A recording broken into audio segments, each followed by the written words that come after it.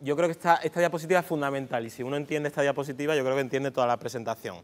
Que el desarrollo de un fármaco nuevo es un proceso muy complejo y que tarda mucho en el tiempo y que implica mucho esfuerzo de profesionales y mucho esfuerzo en cuanto a dinero. En cuanto a dinero, que la industria farmacéutica tiene un pilar esencial en ese nivel, sobre todo en nuestro país, a diferencia de otros países. Por ejemplo, en Estados Unidos o en Inglaterra, muchos de los fármacos nuevos que surgen a través de institutos de investigaciones que con investigadores propios bien pagados son capaces de desarrollar nuevos fármacos en modelos animales y en líneas celulares y luego prueban de alguna manera en sus propios pacientes. Nosotros esa opción la estamos desarrollando ahora, no sé cuántos años después de todo lo que hacen los americanos y los ingleses, cada vez está más desarrollado, luego vais a ver la famosa foto del Instituto de Investigación Biomédica que hay aquí ahora en Sevilla, al lado del Virgen del Rocío, pero básicamente nuestra principal fuente de nuevos fármacos es la industria farmacéutica, nos guste o no nos guste, ¿vale? El desarrollo de un nuevo fármaco empieza en un laboratorio, ¿vale? Hay alguien, un iluminado, ¿no?, normalmente a través de una universidad o a través de una empresa de biotecnología que desarrolla un producto y que hay que probarlo. Hay que probarlo primero en células y luego en animales, de manera que si en células y en animales funciona, pasamos al humano. Y esto es muy importante para los pacientes de cualquier enfermedad, pero yo me voy a centrar parte de mi presentación en oncología, que es a lo que yo me dedico. Es muy importante decirle a un paciente, no solo el médico que lo lleva, sino también la asociación que de alguna manera le representa, en qué consiste cada fase de un ensayo clínico, porque hay gente que viene buscando un ensayo clínico pensando que ese fármaco que le vas a poder dar, tú quieres saber si es más eficaz que otro, cuando el principal objetivo que tiene es ver si le produce o no efectos secundarios. Tú no estás tratando de ver si es eficaz en una determinada patología. Eso lo vamos a ir viendo, pero básicamente los ensayos clínicos se dividen en 4 fases. Fase 1, que es la primera vez que pruebas un fármaco en el humano, con la información que tienes previamente en células y en animales. Una vez que has probado que el fármaco es seguro, vamos a la fase 2, ¿vale?, que ya lo pruebas en un determinado tipo de tumor, hasta que realmente los pacientes lo pueden usar como práctica clínica habitual. Eso tampoco es un proceso tan sencillo. Una vez que tú tienes los resultados de un estudio que te dice que un fármaco es mejor que otro, hasta que realmente lo pueden probar todos los pacientes de una enfermedad concreta, tiene que pasar una serie de autoridades regulatorias, que eso también es muy diferente entre Europa y América. Y veréis en una gráfica cómo el tiempo que tarda desde que un fármaco demuestra su beneficio y puede ser usado por pacientes españoles o europeos es el doble que en América. Y eso es simplemente autoridad regulatoria. Ahí ya no tiene nada que ver ni la investigación, ni el presupuesto, ni nada de eso. Y como veis aquí, eso implica mucho dinero porque en las primeras fases un montón de moléculas se prueban, pero al final del camino muy largo de hasta 10 años, solo 1 o 2 llegan a final. O sea que lo que decía Novartis de cuántos posibles fármacos vamos a poder tener en el futuro, ahí hay muchos de los que ella habla que estarán en fase 1, estarán en fase 2, estarán en fase 3 y en todas esas etapas muchos de ellos se irán cayendo. Esto ha cambiado mucho. Veréis con la película que yo os voy a contar como el desarrollo de un fármaco desde que se inicia hasta que lo usan los pacientes, el tiempo medio eran 10 años. Hoy día hacemos, gracias a la crisis económica, una investigación mucho más focalizada. En el contexto, por ejemplo, del cáncer de pulmón, que es a lo que yo me dedico, antiguamente para desarrollar un fármaco para cáncer de pulmón, uno metía en un saco todos los cánceres de pulmón, de todos los nombres, probaba un determinado medicamento y en función de dónde respondiera mejor, seguías investigando. Hoy día lo haces al contrario, tú seleccionas a una población que tiene una alteración, por ejemplo, en un gen concreto y le das un fármaco dirigido a esa alteración concreta. Por tanto, desde el principio estoy seleccionando qué paciente se beneficia con un fármaco muy útil para ese perfil. Por tanto, el desarrollo del fármaco es más rápido y el beneficio será mucho más temprano. Eso también lo vais a ir viendo. Pero básicamente lo que hacemos es esto. Se identifica un compuesto, se prueba en el laboratorio y si es útil, se formula y empezamos la fase de los ensayos clínicos. Fase 1, primera vez en el humano. Fase 2, un tipo de enfermedad concreta. Fase 3, comparación con el estándar de tratamiento. Pero esto es mucho más complejo porque una célula de un tumor no es una vía afectada que da un tumor, o si no, el cáncer estaría curado, ¿no? Sino que el cáncer es mucho más complejo porque hay múltiples vías afectadas en el mismo paciente que tiene un tumor concreto. Por tanto, esto implica mucho más que un simple fármaco para una simple vía.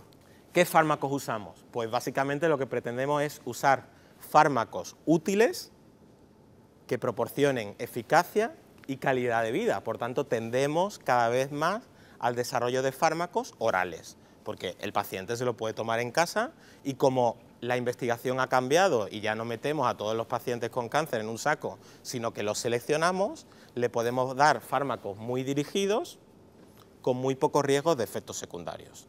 Y luego hay otro tipo de fármacos que, aunque sean intravenosos, como también van dirigidos, son los famosos anticuerpos monoclonales. Aquí hay también una asociación de cáncer de mama, ¿vale? El Herceptin famoso, ¿no? Que es uno de los paradigmas de tratamiento con anticuerpos monoclonales. Son fármacos intravenosos, pero que se ponen cada 3 semanas o cada 4 semanas con muy poco riesgo de efectos secundarios, muy poca toxicidad, pero sí mucho beneficio porque también matan a la célula tumoral en alteraciones muy concretas.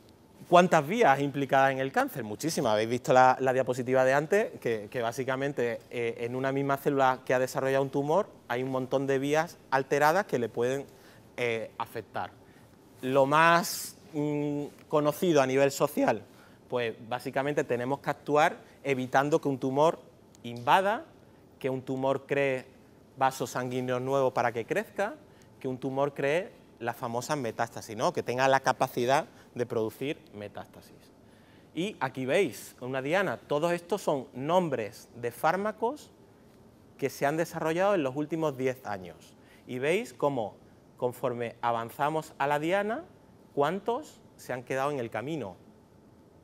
Fármacos que ya tenían nombre, porque los fármacos al principio no tienen nombre, son letras y números cuando se usan en animales, y poco a poco la compañía, conforme su desarrollo va avanzando, le vas poniendo un nombre.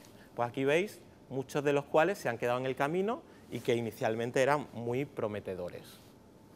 Y esta es la predicción del desarrollo de nuevos fármacos para el cáncer.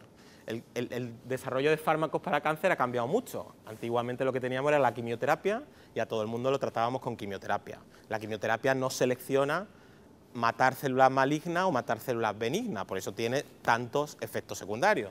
Aquí veis cómo el desarrollo de quimioterapia, que es la amarilla, va bajando. Cada vez se desarrolla menos quimioterapia. Y lo que va subiendo claramente es terapia molecular. Lo que hacemos es seleccionar a un paciente en función de qué alteración molecular tiene y darle un fármaco para que mate solo a esa célula que ha adquirido esa alteración molecular por la cual ha desarrollado el tumor. Aunque aquí pone que el verde se ha quedado estancado, hoy día vuelve a estar muy en boga la inmunoterapia, las vacunas. Cada vez va a haber, en los próximos años, yo voy a enseñar a algún paciente tratado en nuestro centro con vacunas, probablemente muchos pacientes con cáncer y muchos pacientes con cáncer de pulmón se tratarán con vacunas, ¿vale? Cada vez hay mucha investigación por muchos grupos de farmacéuticas con muy buena eficacia en cáncer de pulmón, en cáncer de mama y en otros tipos de tumores y con muy poca toxicidad y que mantiene la enfermedad crónica durante mucho tiempo. Empezamos la película. ¿Quién consigue esa molécula que en algún momento vamos a investigar y vamos a ver si es posible que se desarrolle en un fármaco o no? Pues todos quisiéramos que lo hicieran nuestras universidades o nuestros institutos de investigación. Esto es muy frecuente, como os he dicho, en Estados Unidos y en Inglaterra. Aquí hoy día es una odisea. Ahora está el Instituto de Investigación de Sevilla, pero que está empezando y que esto probablemente dentro de 10 años, 15 años será una realidad aquí. Pero ahora mismo nuestra base es la compañía farmacéutica, ¿vale? Que es la que nos proporciona una nueva molécula para probar. ¿Y qué tipo de compuestos? Pues hay de muchos tipos, incluso cada vez hay más fármacos que son extraídos de plantas. De hecho, hay un fármaco muy útil para el cáncer de mama y para los sarcomas, que es básicamente la extracción de una planta marina, la trabectedina se llama, ¿vale? O sea que los productos pueden venir de muchos tipos. Hay también de caracol, ¿no? Hay de animales, o sea que no todo es síntesis molecular en un laboratorio, sino que también hay muchos de los productos que nos rodean. Lo primero que hacemos es probarlo en células, ¿vale? Y luego probarlo en animales. Y en animales, esto es la célula. Lo que hacemos en una célula, y esto quizás es un poco más complejo, es tenemos varias células, le incubamos un tumor, le ponemos un tratamiento y vemos básicamente si el tratamiento las mata o no las mata. De manera que si las mata, pasamos a la siguiente fase, que es el animal. ¿Y qué hacemos en el animal? Pues básicamente lo mismo, le inyectamos tumores, aquí veis varios ratones donde le hemos inyectado tumores, y luego le inyectamos el fármaco, de manera que si el fármaco hace que el tumor decrezca, pues parece que está haciendo efecto. Y no miramos solo que decrece, sino si el ratón se muere, es porque a lo mejor le estamos produciendo mucho beneficio, pero también lo estamos matando muy rápido. Por tanto, no solo tenemos que ver que algo es efectivo, sino que tenemos que ver también una serie de parámetros para ver si el fármaco que estamos desarrollando no es demasiado tóxico como para que el ratón se muera demasiado, ¿vale? Y esta investigación no solo la hacemos en un animal, sino que generalmente la hacemos en dos, ¿vale? Para comprobar siempre la rata, ¿vale? Y normalmente usamos el perro más menos el mono. Aquí en nuestro medio el mono no se usa mucho, ¿vale? Pero en otros países sí que se usa un poco más. Y en base a los datos de ahí, extrapolamos al humano.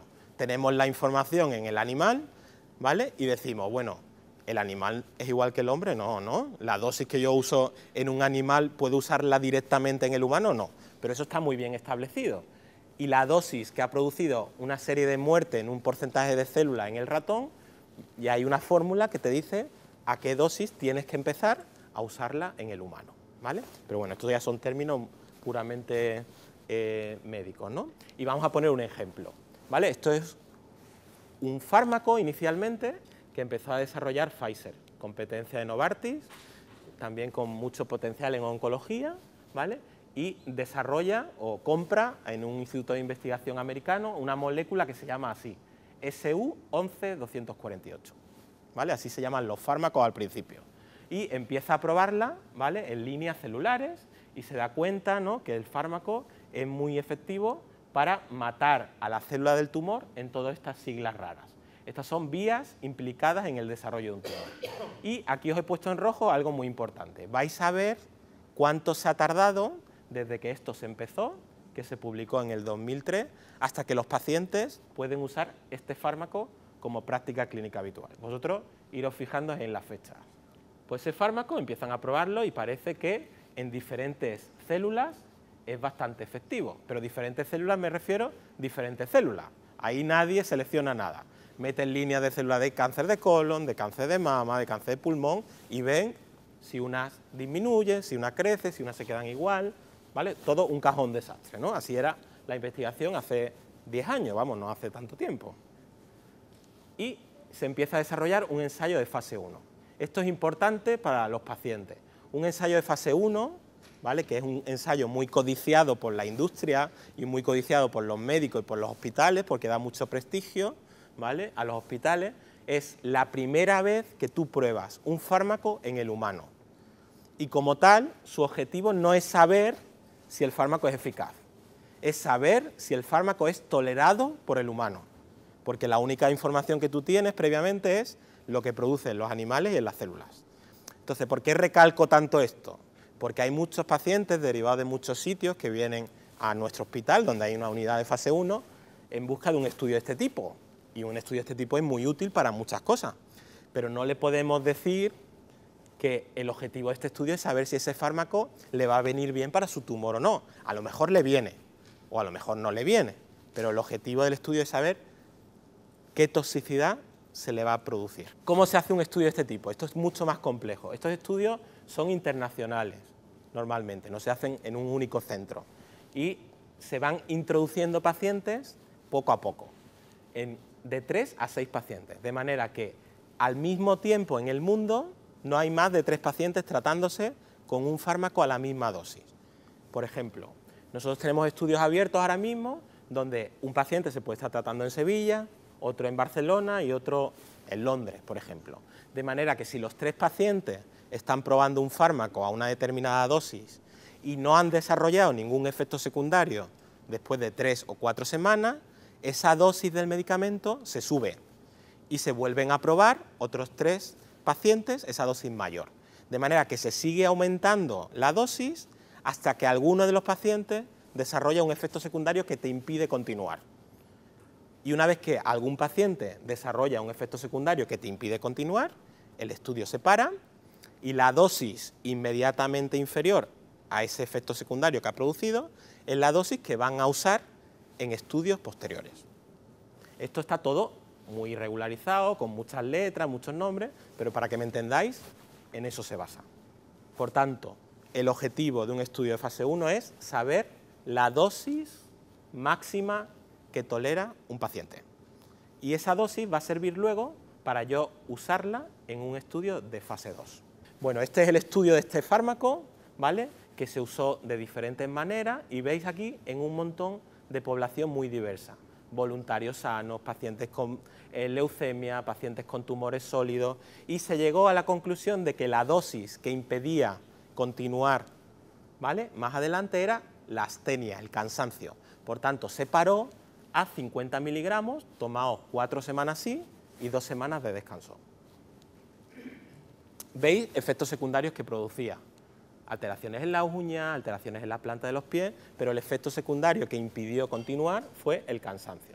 Y veis el cajón desastre de tumores donde se incluyó cáncer de tiroides, cáncer renal, tumores neuroendocrinos, cáncer de colon, y se decidió al azar, sin ningún tipo de fundamento, que como había respondido 4 pacientes con cáncer renal y 4 pacientes con este tumor raro que se llama GIST, pues que el desarrollo del fármaco iba a ser en esos tumores.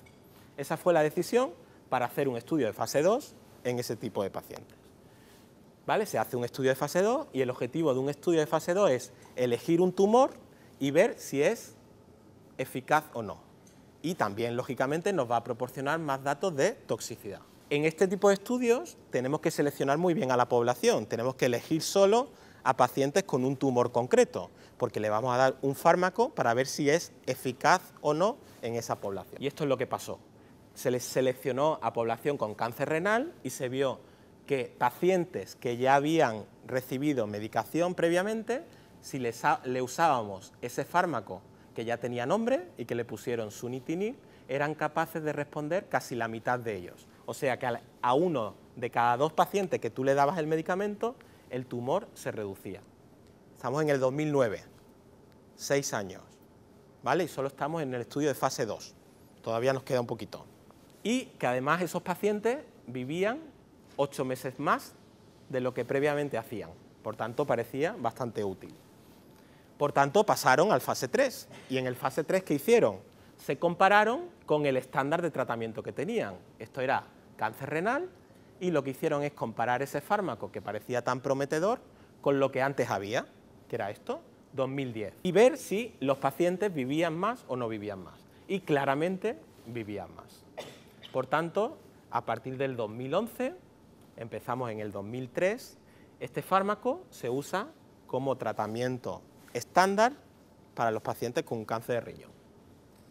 ¿Esto está cambiando? Radicalmente. Estamos en la era de la medicina personalizada y esto es lo que se hace o lo que nosotros hacemos hoy día en la consulta con un paciente de cáncer de pulmón. Esa biopsia que me dice un cáncer de pulmón, yo hasta en un 50% le puedo detectar una alteración molecular. ¿Y qué pasa si yo le detecto una alteración molecular? ¿Vale? Que hago que el paciente viva más. ¿Veis cómo se ha transformado lo que vivían los pacientes con cáncer de pulmón y metástasis, que era 1 año, a si yo soy capaz de darle un fármaco dirigido, cómo se duplica o casi se triplica la supervivencia? Y no solo viven más, sino claramente viven mejor, porque el perfil de efectos secundarios que le otorgo con esa nueva medicación es claramente menor. ¿Podemos acelerar el desarrollo de fármacos? Quiero decir, ¿podemos hacer que en vez de 10 años se tarde menos en desarrollar un medicamento? Sí, y eso es una realidad. Esto es una alteración que se descubrió por primera vez en el 2009. En pacientes, solo un porcentaje muy pequeñito de pacientes que no habían fumado nunca y que desarrollaban cáncer de pulmón, que se llama ALK. Pfizer desarrolla también un fármaco dirigido frente a esa alteración que se llama crizotinib. Y un año después, se aprueba en Estados Unidos, debido a un estudio solo de fase 1. No hubo que pasar ni a un estudio de fase 2 ni a un estudio de fase 3, porque seleccionamos directamente a la población, metieron muchos pacientes, vieron que era muy eficaz y que prácticamente no producía efectos secundarios y se aprobó. ¿Se aprobó igual en nuestro país o se aprobó igual en Europa? Nosotros todavía no lo tenemos aprobado. 2010, Estados Unidos. 2014, España. ¿Vale? Nuestras autoridades regulatorias han exigido estudios complementarios de fase 2 y de fase 3 para que eso ocurra. Y estas son las diferencias. La FDA es la autoridad regulatoria americana y la EMA es la autoridad regulatoria europea. Pues desde que un fármaco ha demostrado su beneficio, nosotros el doble. ¿Esto es real en nuestro tiempo? ¿Esto tiene sentido en los tiempos que vivimos? No voy a ser yo el que diga que España está a la cola de todo, ¿vale? Pero afortunadamente la oncología es una privilegiada. Quizás otras enfermedades aquí reunidas no lo son tanto. La industria farmacéutica, sigue investigando mucho, menos que antes, pero sigue investigando mucho y sobre todo sigue investigando mucho en oncología. Veis la cantidad de moléculas nuevas y la cantidad de proyectos de oncología en los últimos años. Y no va para abajo, sino que va para arriba. O sea que eso hay que agradecerlo, ¿vale? Y sobre todo es una realidad en nuestro medio. Esta es la estadística del Virgen del Rocío. Veis cómo se ha subido en número de ensayos clínicos abiertos y reclutando exponencialmente y sobre todo de pacientes incluidos. Esto también gracias a la colaboración de otros muchos centros y muchas referencias, muchos de ellos a través de asociaciones, ¿no? Esta diapositiva es importante. ¿De dónde recae la información? ¿Dónde tienen que acudir los pacientes? Yo creo que lo principal, a su especialista. Yo me he puesto a mi oncólogo porque yo hago oncología, pero si hay otro foro de otra enfermedad, a su especialista. Y si este, por la razón que sea, o esta, no es capaz de solucionarla, yo creo que hoy día la segunda opinión es no solo un derecho, sino que es una necesidad, para que el paciente se quede tranquilo y también nos sirva a los profesionales, para que nos demos cuenta que a lo mejor lo que nosotros pensamos que es lo mejor no es lo mejor, sino que hay alternativas más válidas, ¿no? Y sobre todo yo creo que hay que recurrir a vuestras asociaciones, siempre que estén bien focalizadas y sepan también qué asesoramiento requieren, ¿no? Y sobre todo a sociedades científicas, que la oncológica funciona muy bien y que está en la web, ¿no? La Sociedad Española de Oncología Médica. Y yo había puesto ejemplos gráficos, voy a ser ejemplos gráficos de pacientes reales, tratados en nuestro medio y con una evolución, todos ellos cáncer de pulmón, porque es lo único que yo trato, básicamente, pero donde la evolución ha cambiado radicalmente porque se hace esta investigación, no porque nosotros seamos ahora los mejores del mundo mundial y este hospital sea el mejor, simplemente porque tenemos la oportunidad de acceder a este tipo de fármacos. Este es un paciente de 60 años, ¿vale?, diagnosticado de un cáncer de pulmón, con metástasis en la pleura y que desde el principio se hizo esa selección molecular y se detectó esta alteración. Se le metió en un ensayo clínico de un fármaco de Novartis que lo que hace es matar a la célula tumoral en esta vía y esta es su evolución. Veis la masa del pulmón como después de 3 años, cómo sigue y veis cómo sigue. 3 años. La supervivencia media de este señor hubiera sido 1 año, fuera de cualquier estudio de este tipo, sin haber detectado esa alteración molecular. Aquí veis otra señora, ¿vale?, de una edad parecida, donde en vez de esa alteración molecular se le detecta otra, también típica de gente no fumadora, y se le mete en otro ensayo clínico, ¿vale?, y veis su evolución, como un tumor de pulmón, 17 meses después, está prácticamente inexistente, ¿vale? Y aquí veis las metástasis en el hueso que tenía, cómo desaparecen. Aquí veis también lo contrario, un fármaco que inicialmente parece muy prometedor. Esta fue mi primera publicación como adjunto de oncología. Un fármaco que parecía, hice yo mi tesis doctoral sobre él, vamos, una maravilla de fármaco, de Pfizer. Era un anticuerpo frente a la insulina, combinado con quimioterapia. 2 pacientes que tratamos en nuestro centro, bueno, tratamos muchas más, pero 2 de ellas se pudieron operar y hoy día están vivas, después de 7 años, curadas. El estudio fue negativo y ese fármaco hoy día no se usa, ¿vale? Está tirado a la basura. No demostró, esto era un estudio de fase 1, muy prometedor, pero en el estudio de fase 2 no demostró ningún beneficio. Por tanto, la compañía decidió no seguir con el desarrollo. Y ya estoy terminando, de verdad, que yo siempre me paso. Esto es un ejemplo de las vacunas. Ahora hay un montón de estudios sobre vacunas y veis cáncer de pulmón de nuevo, mujer fumadora, que siempre tiene peor pronóstico, masa grande, 2 años después. Y mujer que ya había recibido tratamiento previo y sin ninguna alteración molecular conocida. Este fármaco se va a probar probablemente este año. Y como conclusión, proceso complicado, cada vez lo estamos haciendo más sencillo, que implica mucho gasto sobre todo por la industria farmacéutica, 500 millones de dólares, casi $1 billón el desarrollo de un fármaco, ¿vale? Que hoy día lo estamos haciendo más rápido y que ojalá todos podamos ver que se haga también, no solo con la industria farmacéutica, que hay que agradecerlo, sino en el contexto institucional de una universidad o de un instituto. Nosotros afortunadamente ahora lo tenemos, pero desde que eso ocurra, yo creo que a mí me quedan unos cuantos años por verlo. Espero que sea lo antes posible. Y nada, muchas gracias y cualquier pregunta.